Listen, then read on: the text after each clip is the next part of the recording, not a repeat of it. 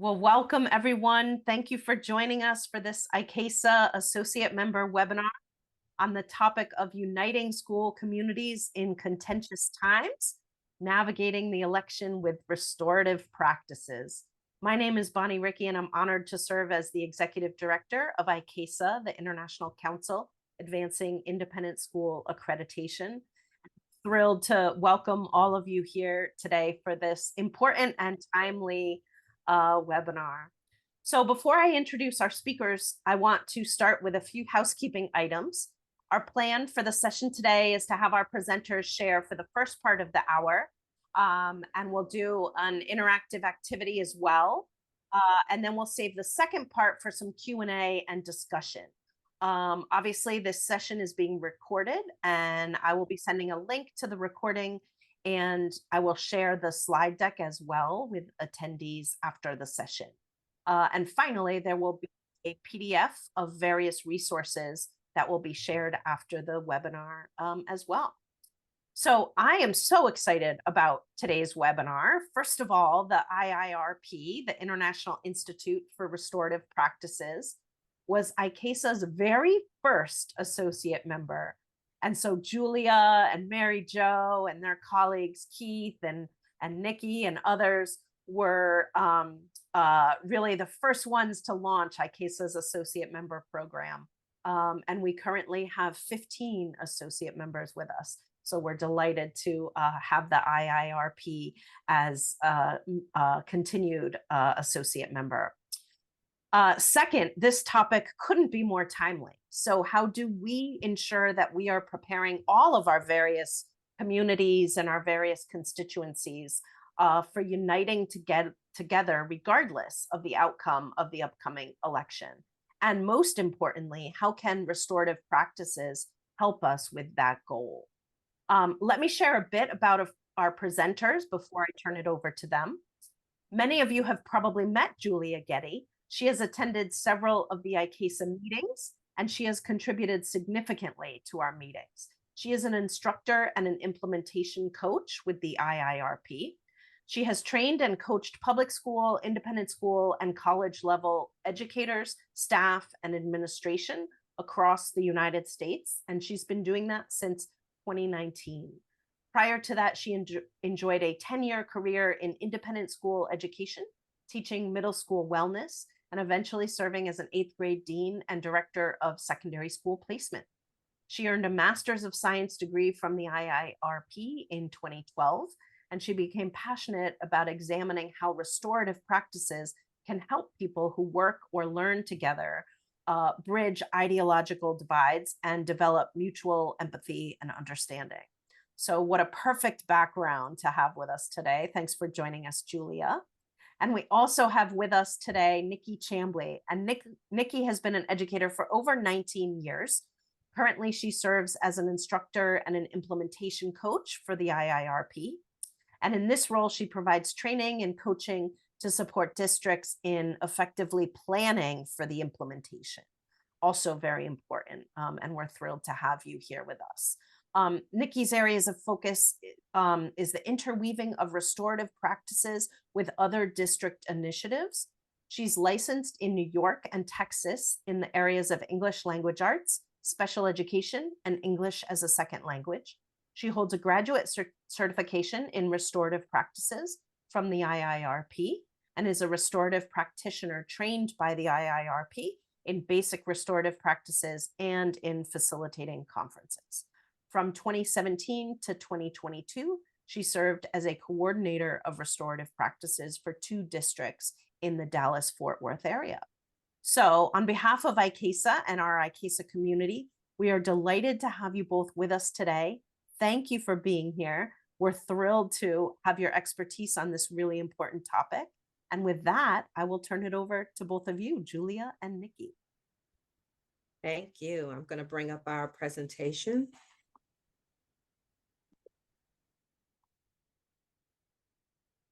Thank you so much. And so I want to welcome everybody. I also want to give everybody a heads up. You're going to need a piece of paper for our interactive activity later. So you're going to need a blank piece of paper that you'll be able to fold into sections, just so that you get a heads up.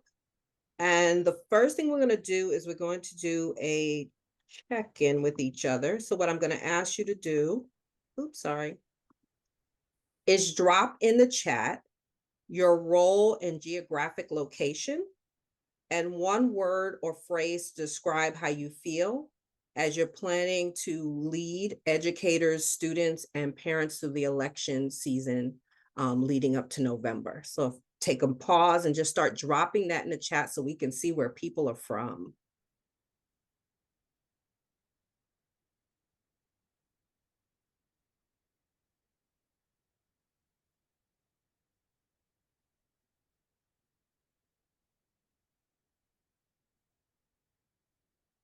All right, somebody's in their basement. Welcome in Connecticut. Connecticut, thank you. We have some IIRP people working from Bethlehem, Tacoma, Washington. All right, I'm seeing some unsure, a little anxious, optimistically cautious. Welcome from Canada. See nervous, concerned.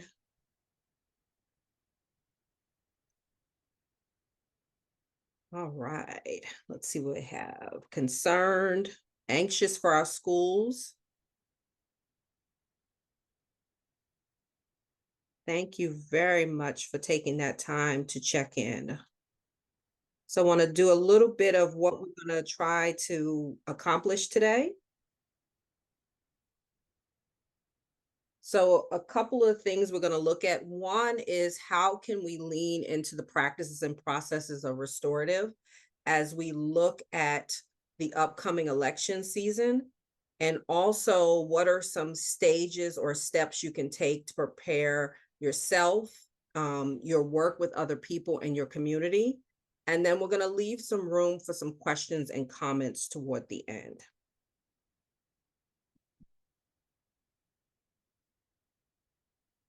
All right, Julia, I'm going to bounce it to you. All right. Thank you, Nikki. Welcome, everyone. It's so good to see so many people here today. So one of the biggest questions I think any community struggles with is, can members of a thriving community disagree?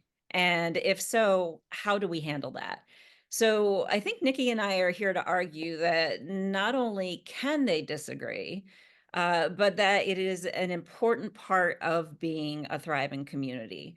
So for people to be able to connect authentically, they need to be able to feel comfortable actually sharing what's in their hearts, what's on their minds, what's stressing them out, and to be able to support each other through all of that. So yes, we think the answer is yes, but we want to do that with intentionality. And Laura, I just noticed from Virginia is already on the intentionality bandwagon. So yeah, we want to make sure that we are doing this with intention. And so restorative practices can really help with that, because as we're going to see, and Nikki, go ahead to the next slide. Restorative practices, if you're unfamiliar, is a field that examines relationship and community. So how do we strengthen relationships? How do we build community proactively? But then also, how do we repair those relationships and that community when harm occurs, disagreement, bad feelings, and whatever that harm might be. So, of course, Nikki and I spend many days training people on what restorative practices is. So for this tiny little exposure to restorative practices, we're just going to deliver this as a framework. So restorative practices is explicit, it's intentional, and it is a framework around which everything that you do with your community can be built. It offers a common language so that people are much more likely to understand each other's goals. And it helps you truly lead by design and not by default.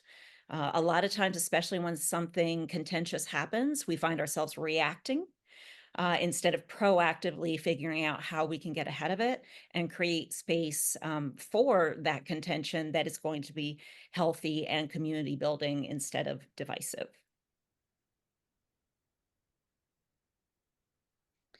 So one of the things that we want to be intentional about, and something that is key to restorative practices or being restorative, is really thinking about how we're showing up with other people. So whether it's one other person, whether it's a community, or even how we're showing up with ourselves. Here's a list that we at the IIRP feel really describes what it means to be restorative. So I'm not going to read these word for word, but I would love for those of you who are on the call to take a look at this list and just think about which ones resonate with you. And go ahead and just pop that in the chat as well. Which on this list resonate with you? And if you want to say why, that would be even better.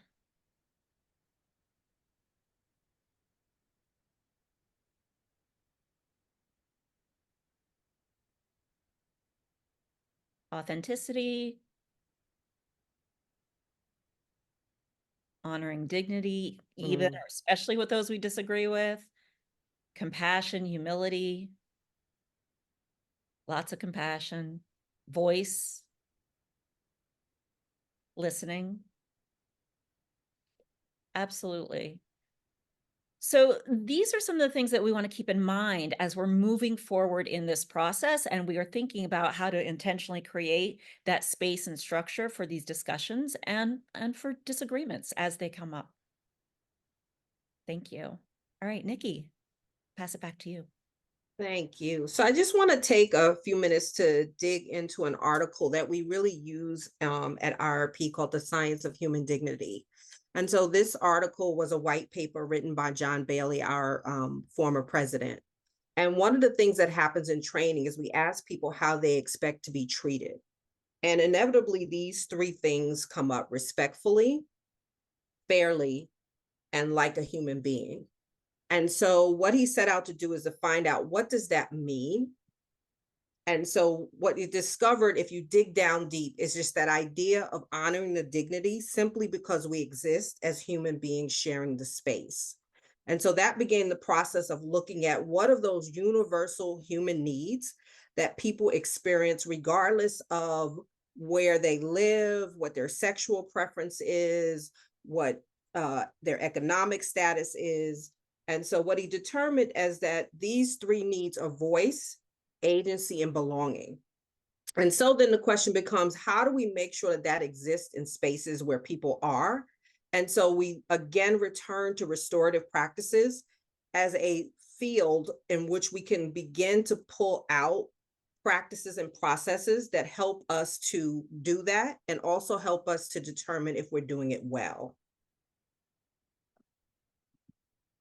So many people have experienced or been involved in diversity, equity, inclusion, and belonging. And so what we want to really lean into today is belonging as an outcome of these things, so that when we create spaces where people are accepted, where people are listened to, when they're given a space at the table, you begin to see belonging as an outcome of people wanting to be attached to it.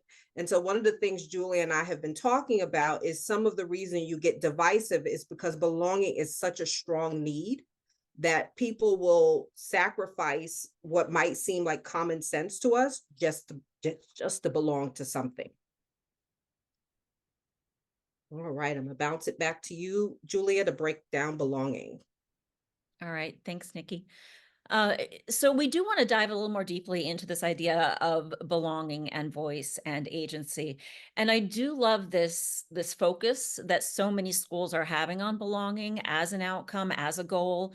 And even though belonging might mean something a little bit different to everyone, I think there are some common things that we can identify. So first of all, this idea that we are hardwired to connect as human beings. The Surgeon General report from last year identified that there is an epidemic of isolation, and that epidemic of isolation is physically more dangerous or equally dangerous as many of our main health concerns like smoking and accidents and things along that line. So it's so important for us to have those common physical bonds. So that need to belong is just as strong as the need for shelter, food, water, etc. And we really want to be thinking in our communities about, what does membership look like? So in other words, when we say community, especially in an independent school or the organizations that support independent schools, which many of you belong to. Sometimes we have a certain idea of community. It's the students and the parents, it's the students, the parents, and the teachers. But who else? Everyone else who works in the school. Is it also the board? Is it also the grandparents? Is it also donors? Is it the community at large where the school exists? So really thinking about who are your community members and how do we promote ownership of that community among everyone? And so restorative practices, if it's used regularly and with that common language and that common understanding and with fidelity, it can increase a sense of belonging by creating those intentional spaces. So what I'd love for you to do now is think about a place, and you don't have to say the place or name the place in the reflection, but think about a place where you feel a genuine sense of belonging. So it could be your family, it could be something professional, it could be a faith-based community, it could be a club, um, somewhere where you feel like you belong. What is it that has created that feeling of belonging for you in that group? Go ahead and enter that in the chat. So just take a couple of seconds to think about it. And in a few words or a phrase, what is it about that group that really creates a sense of belonging for you? Shared values, being known, appreciation, understanding, familiarity, greeted by name, trust, shared interests, time to discover each other, acceptance, deep knowing of one another, honest and equitable leadership, enthusiasm, genuinely excited to be around, fun, shared history, trust. Yeah, thank you. What a great list. Shared same beliefs. Thank you. All right, Nikki, go ahead and start to go to the next slide. All right, so voice. Again, John Bailey has identified in this paper 3 universal needs. Belonging was one. And at the IIRP in our trainings, we like to talk about how voice and agency can contribute to that sense of belonging or that outcome of belonging. And one of the things that restorative practices allows us to do is to tell our stories. So whether it's the story of what happened to us this morning or last week or last year or throughout our childhood, our stories help us make sense of our experiences. And so when we share our stories, we create connections among each other. And many of you just mentioned those connections, and I'm sure they were created by sharing stories with each other in those places where you feel that sense of belonging. Our personal stories matter and they help us learn lessons. They help us process what has happened to us. And when we have the courage, the vulnerability to share those stories with others, others can help us in that that connection making process or in that lesson learning process. And if we think about Maslow's definition of self-actualization being at the top of that pyramid, our stories can really help us climb up there and get to that point.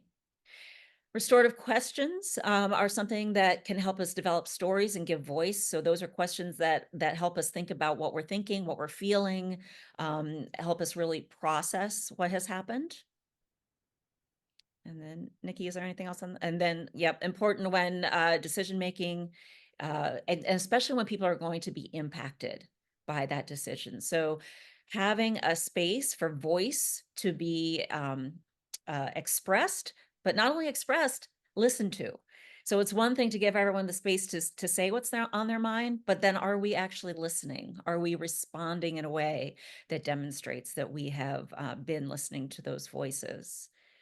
So my question for you now is, thinking of that place that you just thought of where you feel that sense of belonging, how is your voice exercised in that group?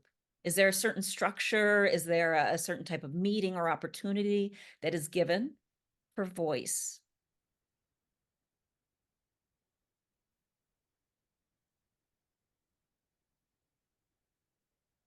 It could be circles, it could be meetings, it could be one-on-one discussions, it could be surveys.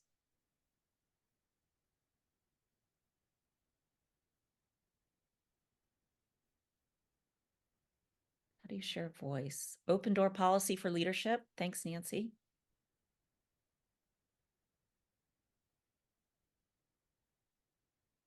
I know at the IIRP, we do a lot of circle practice, more informal get-togethers, quality time to talk, intentional meeting to share and connect, intentional connection, conversation. Thank you.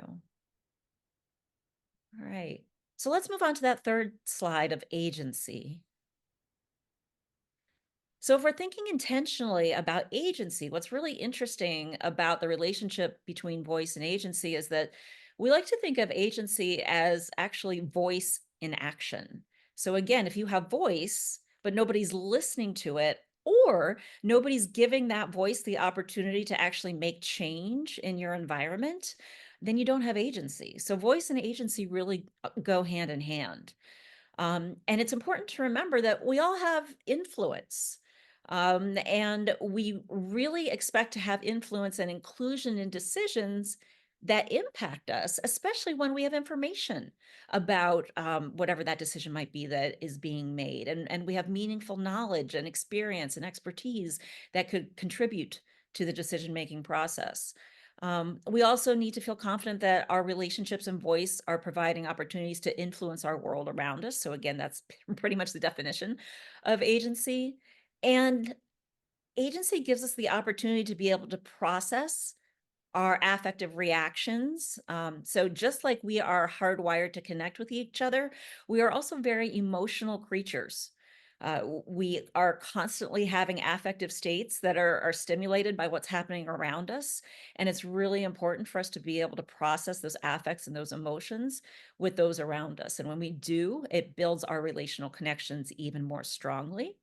And you'll notice on that third bullet point, there's something there called conflict as property. So there is actually a paper out there. You can Google it. I don't think we have it in the resources, Nikki. It just occurred to me. Maybe we could add that a little bit later. But there is this idea out there that, especially in schools, adults will sometimes sort of hijack a conflict, especially conflicts among students. And they'll kind of solve it for them. You need to apologize, or we're going to do this, or we're going to do that. And what they're doing is they're stealing that conflict from the people who actually own it, the people who are embroiled in the conflict and who experience the conflict. And when we steal conflict from others, we're taking away their agency. We're taking away their power to be able to work through that conflict and their power to build connection by overcoming the conflict. So if you think about this in the bigger picture of the election and talking about contentious topics within a community around the election, it can be really easy for an organization to say, oh, we're just not going to talk about that. Or we're only going to let people say certain things or do certain things. But it can be so important to let that conflict unfold in intentional ways. So that the conflict can be worked through and owned by the people who are directly involved, because can be very healing to come through on the other side and very empowering. So restorative practices really allows us to do that, and for those who are involved in the process to be truly engaged in the process. All right. So last question along this series. So think about that same group. Where have you, or how have you exercised agency within the group where you feel like you really belong? What do you think? What do you have power over? What do you have influence over?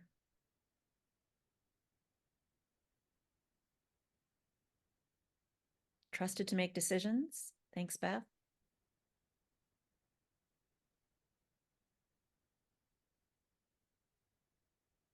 Ooh, they're coming fast and furious now. Choosing when to participate, stepping up and back from leadership roles, distributed leadership, giving action to my voice, trusted to be honest and transparent. Thank you. Thank you so much to those who contributed on all three of those questions. All right, Nikki, I think I'm turning it back over to you. Yes. So this will be my favorite part, because for those of you who know me, I'm like, what's the plan? So we're going to spend some time just talking about possible action steps that we can take in order to make sure that as we are getting to the election, we're building the community and connection that's necessary for us to have difficult conversations and for us to be able to heal any harms that may occur intentionally or unintentionally during this time. So one of the things is to pull everybody out of silos to have this conversation. So thinking about who needs to be brought together in order to form a cohort that looks at a couple of things. One of the things is sort of looking at the history of the organization. What things have caused stress or relational flashpoints or difficulty between us that we know from the history that already exists? And then the other thing is to think about sort of like imagining if we got through this season successfully, what would it look like, sound like, and feel like? And sort of that backwards planning of what do we need to put in place so that we do get through this season successfully.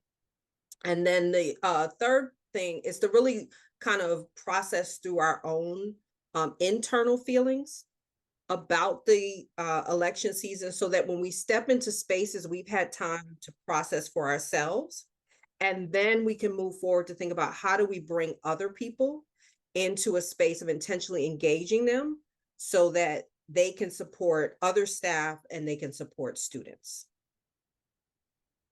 So here are a few examples of some strategies that Julia and I thought of. And these are detailed more on your handout, but I'll just go through them really quick. Some of them require training, but some of them, like for example, the effective statements are ones that you could probably use pretty like readily tomorrow.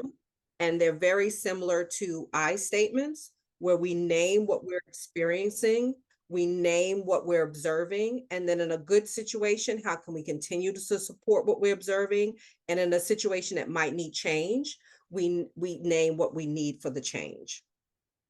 The other thing is proactive circles. So we say in restorative, the majority of time that you are sitting with people in circle, using the structure of circle, it should really be about connection, community, learning, and listening. And so really thinking about how do we bring that into our spaces as a normal part of how we do things.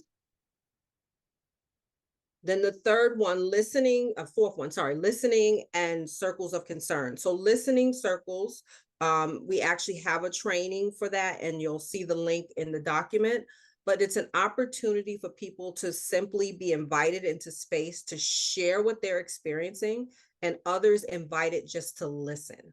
And so creating a space where people are welcome, there's some agreements, there's some very intentional ways we process, there's a reflection of what we've learned from each other, and then there's a closing out of the space.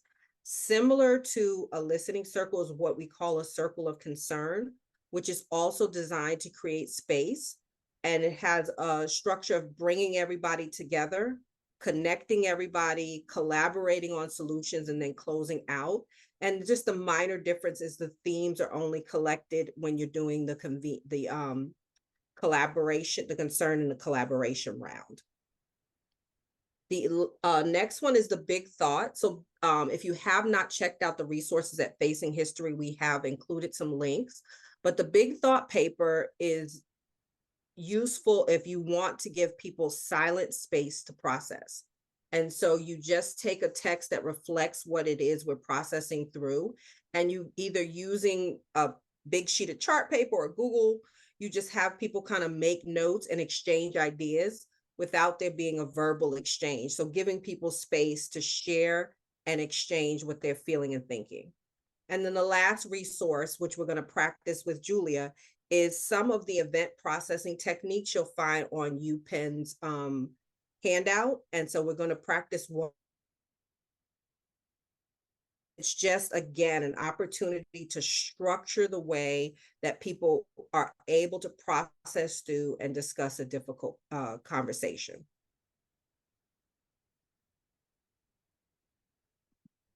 Thank you, All Nikki. right. So like Nikki said, we are going to actually do an interactive exercise that's designed to help us experience one of these very intentional ways of communicating with each other around what's concerning us this election season. So I'm going to pop this PDF in the chat, and this is a document that came from the University of Pennsylvania, as Nikki mentioned, and they actually give credit to the folks listed at the bottom of the slide here. And so this is also in the larger PDF, but in case you want to take a sneak peek at it, you don't have to open it right now. We're going to tell you exactly what we're going to do.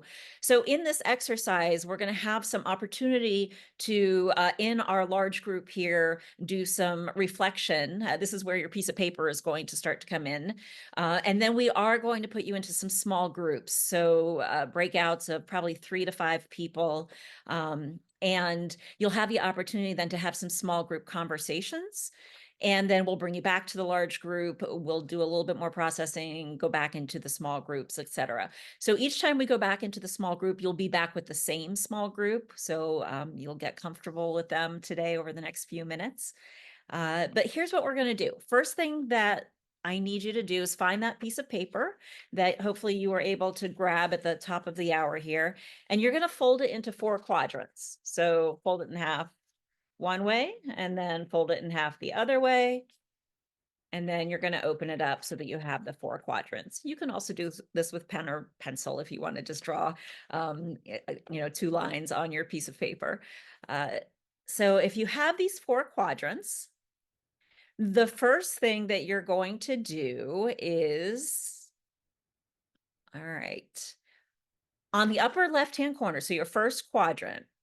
Oh, I forgot about this slide. So thank you so much, Nikki. And Nikki just mentioned she is having some internet issues, so she turned off her camera. So hopefully that will help us be a little bit more smoother. um, Thank you, Melissa. So just as a little bit of an introduction, we wanted to say why it's so important to do an exercise like this. And so as we've already mentioned, we want to give people space to, first of all, identify their reactions and to understand the relationship between their reactions and especially their identities and their experiences. By the way, this all comes from that document that I just shared. Also, we're crafting a personalized plan to move forward. So if you think about it, we are giving space for voice, and we are also creating agency because we are going to create a plan. And when we do this without assuming or prescribing what needs to come next, and when we treat this as a holistic experience where we can be involved emotionally, cognitively, and socially, we are really creating that outcome of belonging and connection making that we so desperately need. So again, that last bullet, we're relieving maybe a little sense of helplessness that some of us might have around this. And we are also providing some care for what we need to move forward. All right. Thanks, Nikki. Sorry, I forgot about that slide. All right. So back to our 4 quadrants. So in the upper right-hand quadrant, this is what I would like, I'm sorry, upper left-hand quadrant, quadrant 1. What I would like you to do is write the answer to this question. So what is on your mind as you think about your schools, or schools if you are someone who's involved in multiple schools, or your organization if you are not involved in schools, and the upcoming US presidential election. So just what's on your mind? And you might have 1,000 things on your mind, but pick like the top 1, maybe 2.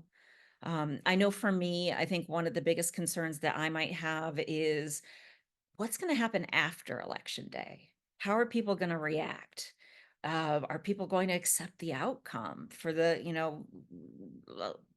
I've never really experienced people not fully accepting the outcome. So for me, I think that's number 1 on my considerations. So go ahead and just take a few seconds to write that down. And then the next question, and this will be in quadrant 2. So, and that can be in the upper right-hand corner. So in quadrant 2, how are you feeling about the thing or things you just listed in quadrant 1?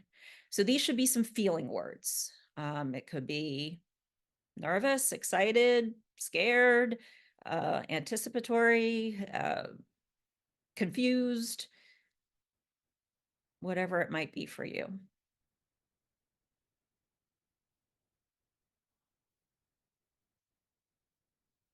All right, so just take another couple of seconds to think about that.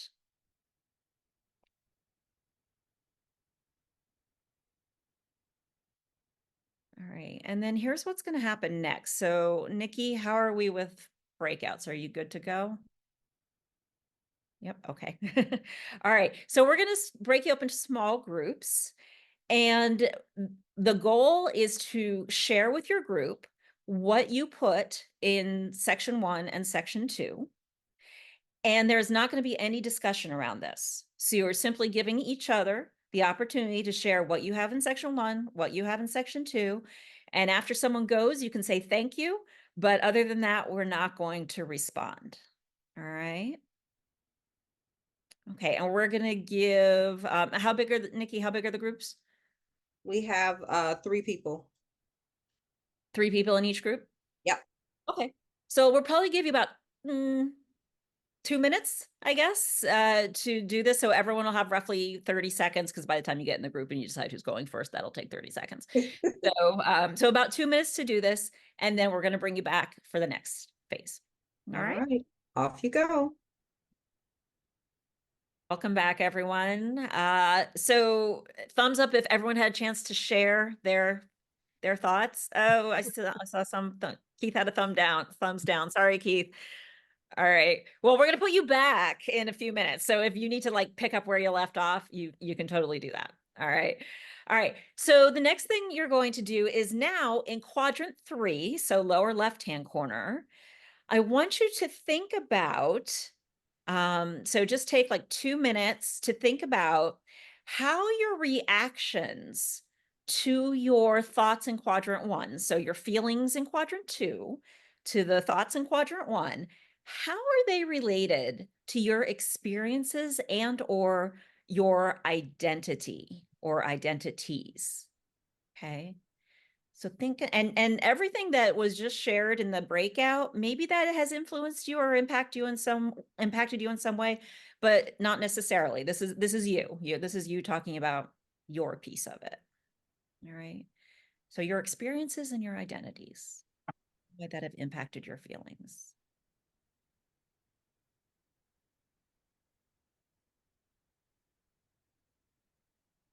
And what you're writing here, you're not going to share word for word. So you can be as, transparent with yourself as you would like to be.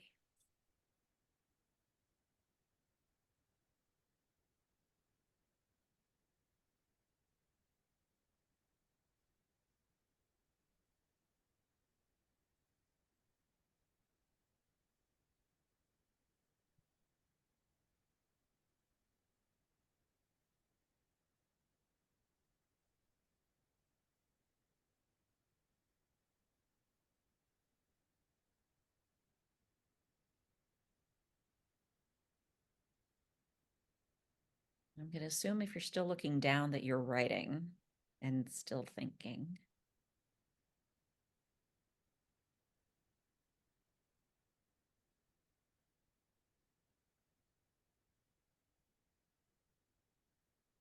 All right, so I'm going to, you may still be writing, and that's okay, but I'm going to start to explain what's going to happen next. So we're going to put you back in your breakouts, same breakouts. So if you did not get a chance to finish the last round, you can pick up where you left off and finish that. But your goal for this round is to share any insights that this reflection has yielded for you. And I want to be clear that you can be as sort of personal and vulnerable as you would like to be, or you can be more sort of general and broad.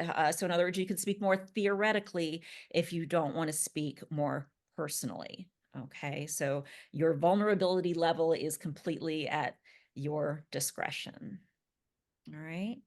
So I think we'll give, if we have 3 people in each one, we'll give definitely 3 minutes, and plus we'll have that extra buffer. Nikki, how long is the buffer? 30 seconds or is it a minute? It's a minute? Okay. All right. So we're going to give you 3 minutes and then you'll have that minute buffer. All right. And if you finish early, you can come back early if you'd like, or just talk about something else. All right, we'll see you in a few. Welcome back, everyone. All right, so thank you for sharing in that round. What we'd like you to do now is for just a minute or so, think about, and you're going to journal this in quadrant 4, what you need or what will help you move forward as you are thinking about your thoughts and feelings around the election and election season. So maybe because someone shared something in one of your conversations, maybe there's an article you want to look up and read more about. Maybe there's something you want to research. Maybe there's some self-care that you need to be participating in. Maybe there's a colleague or a family member that you want to reach out to and connect about this topic. What is something that you need that will help you move forward? This is the agency piece, and it's that self-directed plan.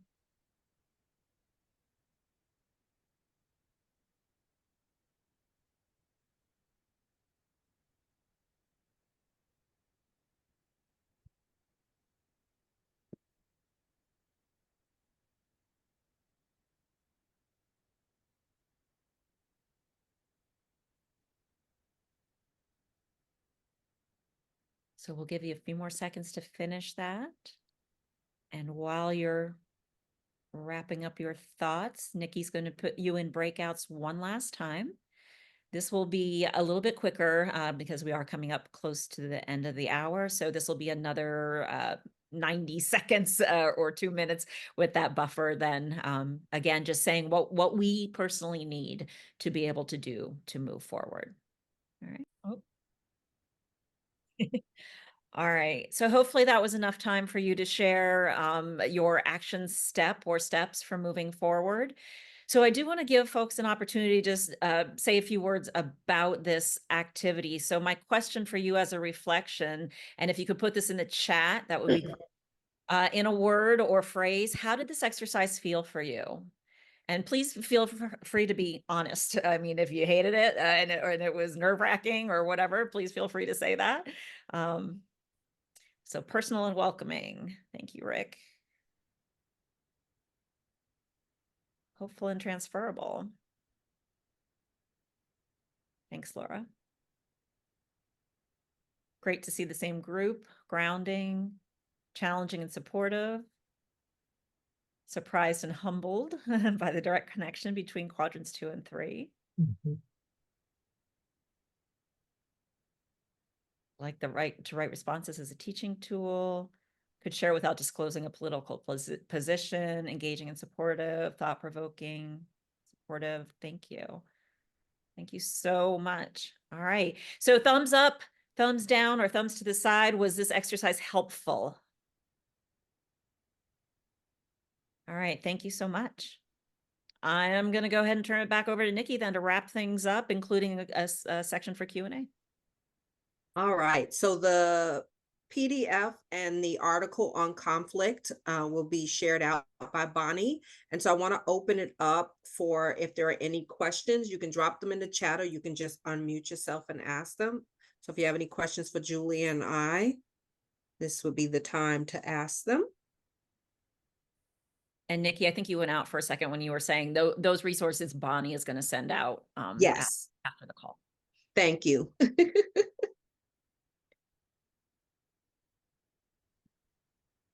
we have any questions?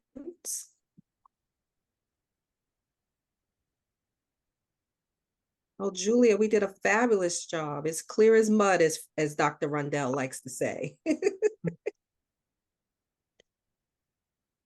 So I'm going to jump in here and echo that reflection, Nikki. That was a fabulous job. And what I found most helpful was the focus on some particular action steps that schools or communities can take.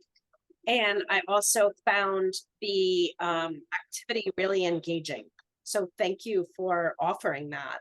And what I'm about to do is to invite both Julia and Nikki to each share a final thought with us.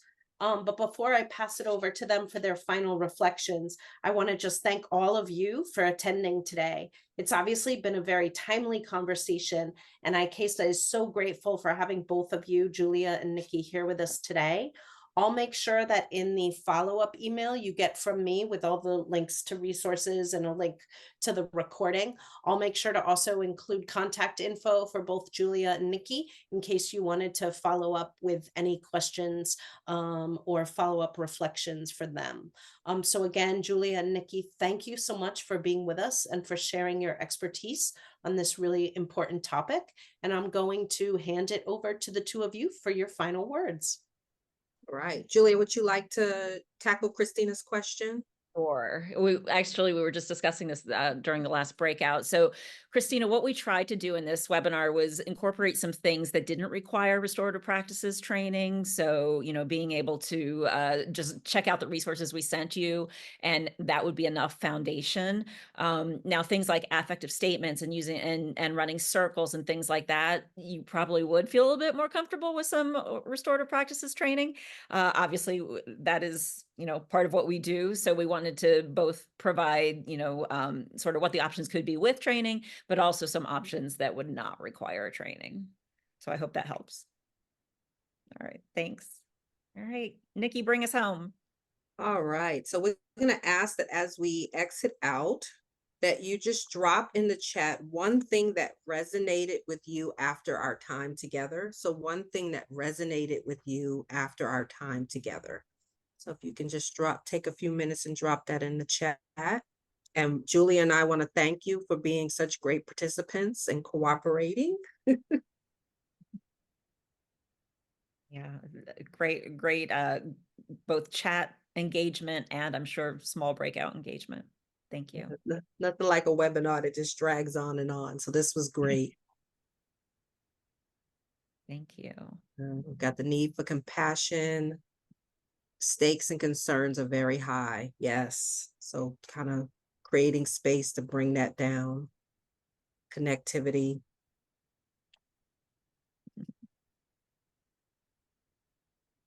Keith and Tom have made friendship.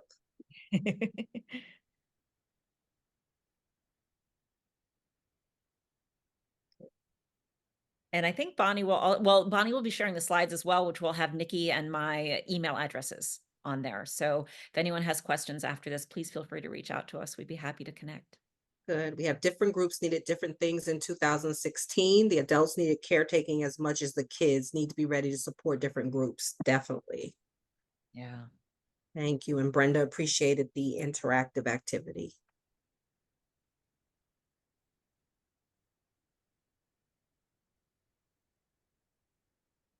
All right. If there's nothing else, then we wish you all well. And as Julia said, this is what we do full-time all day, every day. So please reach out with any other questions or resources that you are trying to find. Awesome. Thank you both so much, Julia and Nikki. Appreciate your time and your expertise. And again, thrilled to have IIRP within the ICAISA community. Thanks, everyone. Thanks for joining. Have a great rest of your day.